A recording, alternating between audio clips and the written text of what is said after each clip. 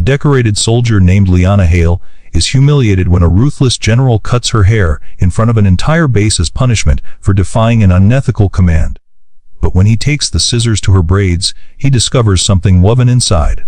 Something secret, sacred, and devastating, that forces the entire base into stunned silence and flips the balance of power forever. Before we begin, where are you watching from today? And if you're new here, please subscribe so you don't miss more stories that honor silent courage, unseen sacrifices, and the people who carry their battles quietly. Now, let the story begin. The first cut came down fast, clean, cruel, and merciless. Not on skin, not on flesh, but through the thick, carefully braided hair of Sergeant Liana. The steel blade sliced through the braid with an almost ceremonial brutality, and the severed lock of hair fell to the ground like a dark, defeated rope. A gasp rippled through the formation of soldiers witnessing the punishment, though not loud enough for anyone in power to hear. They had been trained into silence, conditioned into it, warned into it, and yet, even that silence trembled. General Marcus Delman, a man known for mistaking fear for respect, stood behind her with the cold determination of someone trying to make an example, not a lesson. His jaw was clenched, his breath sharp with self-righteousness. "You brought this on yourself," he muttered. He meant for her to hear it. He meant for everyone to hear it. But Liana didn't flinch, didn't bow her head, didn't breathe faster or blink or tremble. And that quiet steadiness, that unbroken stillness, was what unnerved him most. It was the kind of silence that held history, the kind of silence that held truth, the kind of silence that made tyrants feel small. No soldier moved to intervene, no officer dared step forward, and the base, every building, every fence, every distant drone of machinery, seemed to pause with them, caught in the gravity of a moment everyone sensed was wrong.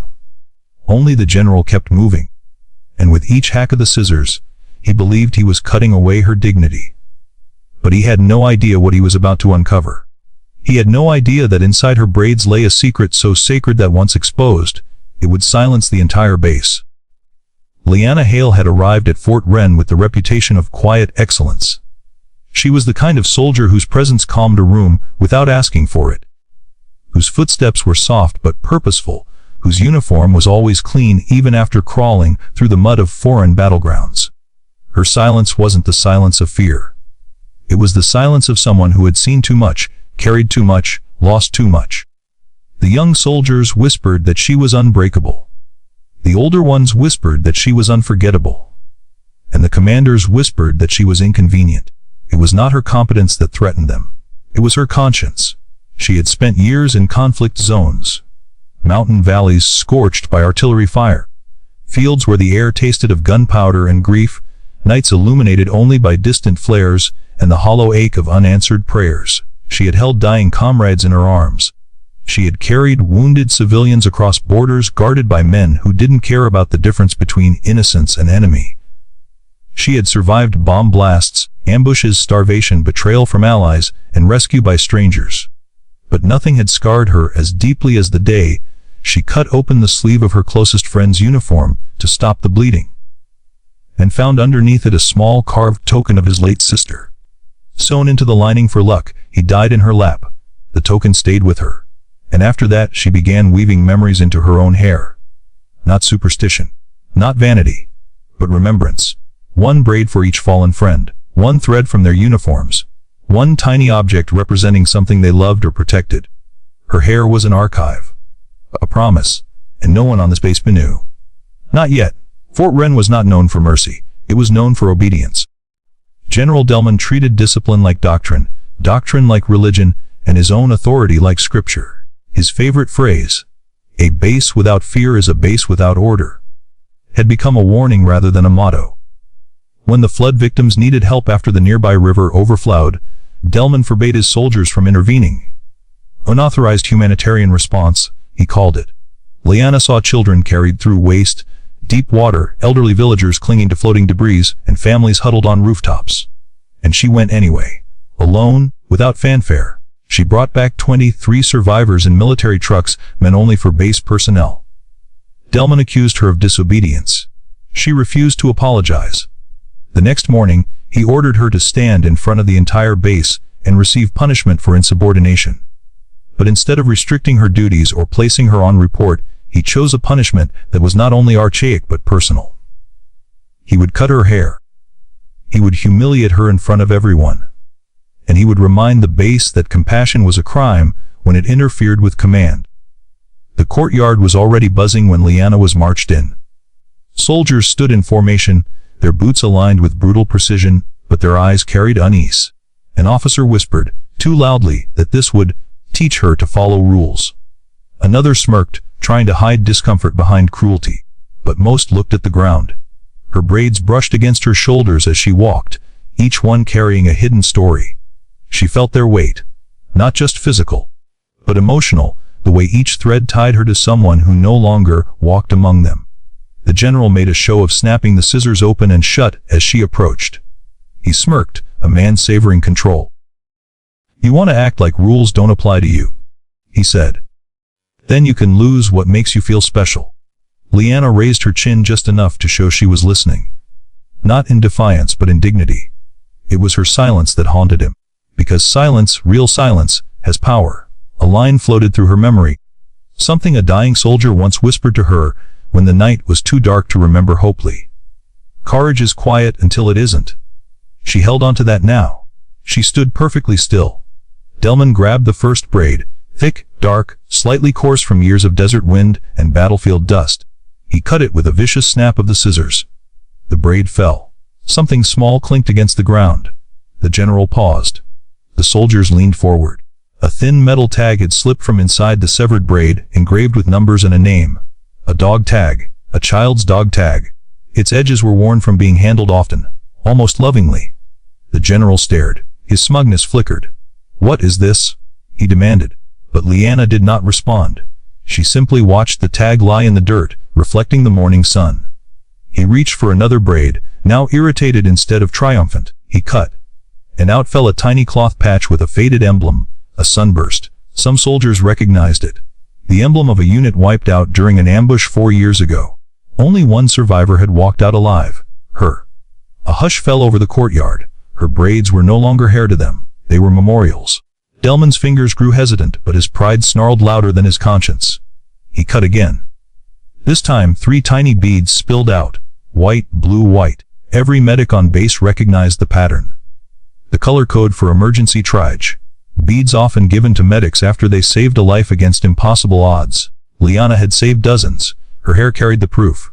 The silence deepened, thick as fog. It clung to the air, to the skin, to the consciences of every soldier forced to witness this unraveling. When Delman reached for the last braid, the longest one, the one she had kept closest to her back, Liana's breath finally shifted. Not a protest. Not fear, but a subtle ache. A tightening in her chest that could have been pain or memory. He wrapped his fist around the braid, lifted the scissors. Cut. The braid fell soundlessly, but what spilled from it did not fall softly. A small wooden ring, hand-carved, slightly cracked, worn smooth by touch, dropped to the ground next to a folded scrap of aged fabric. The fabric bore the stitched initials, J.H. Every senior officer inhaled sharply, because they knew those initials. They had been carved into the memorial wall behind headquarters. They belonged to Captain James Hale, her brother, her mentor, her protector, her last remaining family. Killed 6 years earlier in an operation Delman himself had commanded. An operation that had been covered in secrecy. An operation in which promises had been broken. An operation many suspected could have been prevented. Delman's eyes widened, not with guilt, not yet, but with the sudden awareness of what he had just torn open in front of an entire base. The courtyard had become a graveyard of her memories, and everyone could now see the bodies. Liana slowly knelt, not for him, not in surrender, but to gather the pieces of the people she had loved. She lifted the child's dog tag, her friend's little brother, the sunburst patch, her fallen unit, the triage beads, the lives she'd saved, the wooden ring, her brother's last legacy. And as she gathered them, something invisible shifted in the atmosphere. The soldiers saw her differently now, not as someone being punished, but as someone being desecrated by a man unworthy of speaking her name. Delman tried to speak. His voice caught. The weight of every watching eye pressed on him. "What you hide in your hair is irrelevant. You disobeyed a direct order." A medic stepped forward. A quiet man. Young, usually timid. His voice trembled but did not break. "You didn't punish insubordination," he said. "You cut open her grief." Another soldier stepped forward. Then another. Dozens. They surrounded Liana, not in defense, but in solidarity, standing between her and the general as if instinct demanded it. No one shouted. No one threatened. Their silence was louder than force. Delman felt it. Felt the balance tipping. Felt authority slipping through his fingers like sand. Liana finally stood, holding her memories in her cupped hands. Her hair was uneven now, shorn in jagged patches. But she looked taller, brighter, more radiant in her stripped-down honesty than she ever had in full uniform. She looked like truth, and truth terrifies the powerful. Liana's voice was low when she finally spoke, but it carried through the courtyard like a bell. "You can cut my hair, General, but you cannot cut the stories that made me." She looked at the scattered symbols of her past. Honor is not found in obedience. It's found in who we protect. And when she looked at her brother's ring, a whisper slipped from her lips. "The fallen still speak. You just never listened." The soldiers stared at her, breath caught between admiration and shame. Delman looked for support, but found only stiff backs and averted eyes. He had lost the base. He had lost the moment. And without the crowd's fear, he had lost all power. The report spread quickly. Too quickly. And once truth enters sunlight, it does not go back into shadow. Within 24 hours, an ethics investigation team arrived. Within 48, Delman was relieved of command.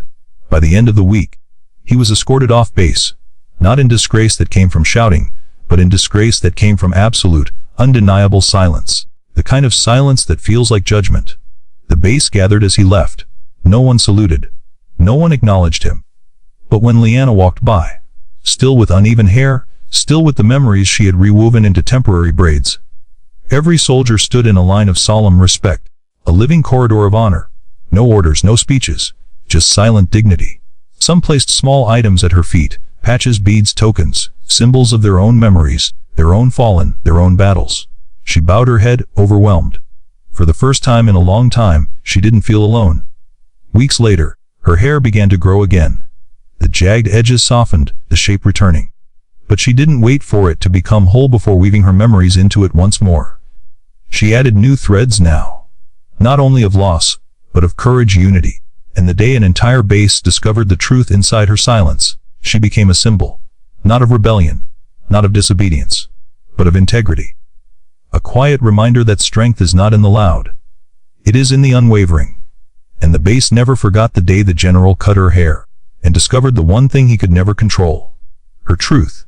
Stories like this remind us that respect is not earned by rank, power, or fear, but by compassion, courage, and the quiet strength carried by those who endure.